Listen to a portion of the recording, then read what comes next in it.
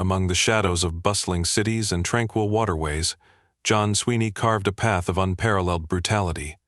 Known infamously as the Canal Killer, this carpenter, by trade, hid his monstrous nature behind a guise of charm and everyday normalcy. Sweeney's crime spanned countries, leaving a chilling trail of violence, manipulation, and horror in his wake. This is the story of John Sweeney, a man whose calculated cruelty and depraved artistry turned the canals of England and Europe into watery graves. John Sweeney was born in 1956 in Liverpool, England, a port city defined by its hard-working communities and rugged charm. For all intents and purposes, his upbringing was unremarkable. Raised in a working-class family, Sweeney displayed an aptitude for craftsmanship, eventually training as a carpenter, a profession that would later enable his gruesome acts of violence. Yet, even from a young age, Sweeney's life was marked by turbulence. Friends and acquaintances described him as short-tempered and controlling. He harbored a particular disdain for authority and an unrelenting need for dominance. These traits, though relatively benign in his youth, would grow into dangerous fixations in his adult life, particularly in his relationships with women. In the late 1980s, Sweeney moved to London, where he met Melissa Halstead, an American model turned photographer. Halstead was adventurous and full of life, drawn to Sweeney's apparent confidence and charisma. However, their relationship quickly became tumultuous, defined by Sweeney's controlling behavior and violent outbursts. By 1990, Halstead had disappeared without a trace. Her body was later discovered in Rotterdam, Netherlands, dismembered and stuffed into a suitcase. The brutality of the crime shocked Dutch authorities. Halstead's remains were unrecognizable, and without substantial leads, the case grew cold. It would be years before investigators realized they had encountered the first known victim of John Sweeney. By the late 1990s, Sweeney had settled back in London. There, he met Paula Fields, a vulnerable woman and mother of 3 who struggled to make ends meet. Sweeney's charm once again masked his dark intentions, and Fields soon found herself trapped in a volatile relationship. In 2000, Fields vanished. Her dismembered remains were discovered in a canal near Regent's Park in London, wrapped in plastic bags. The discovery bore an unsettling resemblance to Halstead's murder. Like Halstead, Fields had been dismembered with a precision that pointed to Sweeney's skills as a carpenter. Her remains, however, left few clues, and her case remained unsolved for several years. John Sweeney's relationships were marked by abuse, jealousy, and obsession.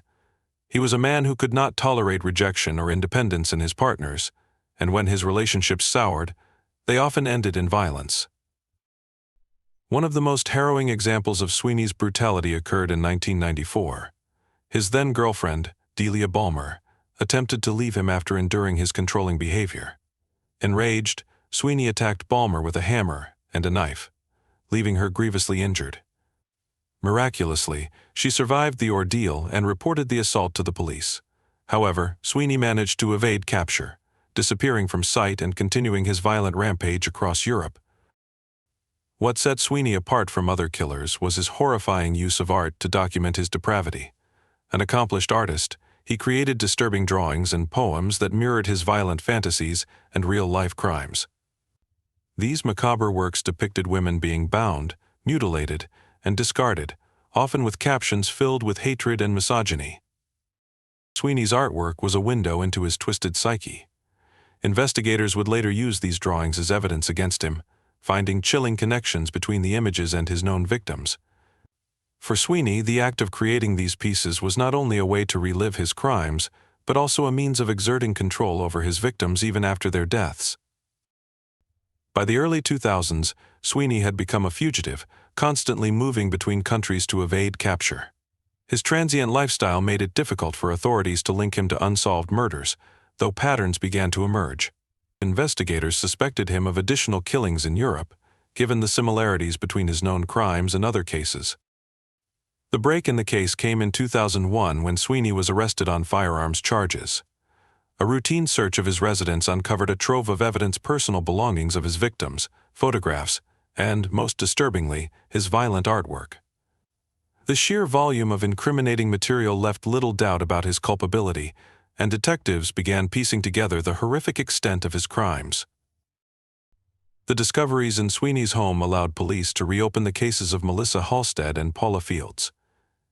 Advances in forensic technology provided additional evidence, linking Sweeney to both murders. His violent past, including the attack on Delia Balmer, further solidified his profile as a dangerous predator. As investigators delved deeper, they began to suspect that Sweeney's list of victims was far longer than initially believed. The methodical nature of his crimes suggested that he had likely killed others, disposing of their bodies with the same chilling precision. Canals, with their murky depths and transient surroundings, provided the perfect dumping grounds for his atrocities. In 2011, John Sweeney stood trial at the Old Bailey, facing charges for the murders of Melissa Halstead and Paula Fields. The prosecution laid bare the full extent of his brutality, presenting evidence that included his artwork, poetry, and the forensic links to his victims. Sweeney showed no remorse during the trial, maintaining his innocence and dismissing the evidence against him. His cold demeanor and lack of empathy only served to reinforce the jury's perception of him as a remorseless killer. The court was particularly struck by the premeditated nature of his crimes, as well as the skill and precision with which he dismembered his victims. The trial concluded with a unanimous verdict guilty on all counts. Sweeney was sentenced to life imprisonment without the possibility of parole. The judge described him as one of the most dangerous individuals ever to stand trial, ensuring that he would never harm another person again. Despite Sweeney's conviction, many questions remain unanswered. Authorities believe he is responsible for additional murders, including cases in Europe where bodies were never recovered. The full extent of his crimes may never be known, leaving a shadow of uncertainty over his legacy of terror. For the families of Melissa Halstead and Paula Fields, Sweeney's conviction brought a measure of justice, but little solace. Their loved ones were gone, their lives brutally ended by a man whose hatred defied comprehension. The case also highlighted the challenges of tracking transnational criminals, particularly those who prey on society's most vulnerable.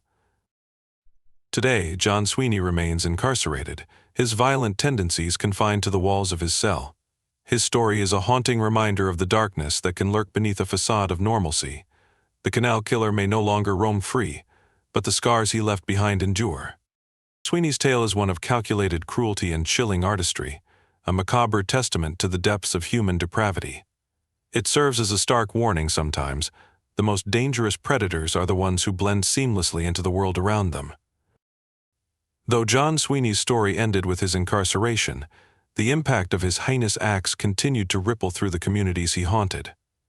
The canals of London and Europe, once symbols of serenity and connection, were transformed in the public imagination into silent witnesses to his crimes. His methods, his careful planning, and his ability to elude capture for so long raised unsettling questions about how many others like him might remain undiscovered. Sweeney's notoriety extended beyond his crimes. True crime enthusiasts and investigative journalists alike delved into the details of his life, his relationships, and his calculated use of waterways to conceal evidence. Books and documentaries emerged, each attempting to unravel the mind of a man capable of such horrific acts. Yet, even in the face of exhaustive analysis, Sweeney remained an enigma. One of the most compelling voices in the aftermath of Sweeney's conviction was that of Delia Balmer, the woman who had endured a harrowing attack and lived to tell the tale. Balmer's testimony during the trial and subsequent interviews painted a vivid picture of a man who was not only manipulative but utterly devoid of empathy. Balmer recounted the years of fear she endured following the brutal assault. Even after Sweeney fled, she lived with the constant dread of his return. For her, justice came too late to undo the scars, both physical and emotional, left by her ordeal. Yet, her survival and her courage in facing Sweeney in court became a symbol of resilience in the face of unimaginable horror. Balmer's story also served as a stark reminder of the systemic failures that allowed Sweeney to escape justice for so long. Had law enforcement acted more decisively after her attack, subsequent murders might have been prevented. Even with Sweeney behind bars, detectives and criminologists continued to investigate the possibility that he had claimed more lives than those for which he was convicted. His itinerant lifestyle, his extensive travels, and the disturbing consistency of his modus operandi suggested a pattern that likely extended beyond the two confirmed murders. Several cases of missing persons and unidentified remains in the UK and Europe were re-examined in light of Sweeney's arrest. In particular, authorities looked into cases where bodies were dismembered or disposed of in waterways, hoping to uncover evidence that might link them to the Canal killer. One such case involved the disappearance of another woman Sweeney had dated briefly while working in Europe. Though her body was never recovered, circumstantial evidence placed Sweeney in her life shortly before she vanished. Without concrete proof, however, these cases remain tantalizing yet frustratingly unresolved. Psychologists and forensic profilers have studied John Sweeney extensively, seeking to understand the forces that shaped him into a cold-blooded killer. While his early life offered few clues of overt abuse or trauma, his controlling and violent tendencies were apparent in his adult relationships. His attacks on women seemed rooted in a pathological need for dominance, coupled with a deep-seated hatred that defied easy explanation. Sweeney's use of art to document his fantasies and crimes was particularly chilling. Forensic psychologists noted that his drawings and poems reflected a need to relive his violence, as well as an attempt to assert power over his victims even in death. This blend of narcissism, sadism, and meticulous planning marked him as a uniquely dangerous predator. The case of John Sweeney underscored the challenges of tracking serial offenders, particularly those who operate across international borders. It highlighted the importance of collaboration between law enforcement agencies and the need for improved systems to connect unsolved cases. Advances in forensic science, such as DNA analysis, have since become invaluable tools in solving crimes like those committed by Sweeney. However, his ability to evade detection for so long remains a sobering reminder of the limitations of even the most diligent investigations. For the public, Sweeney's story served as a stark warning about the hidden dangers of abusive relationships. His charm and outward normalcy masked a capacity for unimaginable violence, illustrating the importance of recognizing and addressing warning signs before they escalate. John Sweeney's crimes will forever be etched into the annals of true crime, not only for their brutality but for the enduring mysteries that surround them. He was a man who blended into the fabric of society, using his trade and his charm to disarm suspicion while committing acts of unspeakable violence. As he sits in his prison cell, serving a life sentence with no hope of release, the world outside continues to grapple with the legacy of his actions. For the families of his victims, the scars remain, a constant reminder of lives stolen and justice delayed. For investigators and criminologists, his case remains a source of study and speculation, a chilling puzzle that may never be fully solved. In the end, John Sweeney's story is one of darkness hiding in plain sight, a stark testament to the evil that can lurk behind even the most unassuming facades.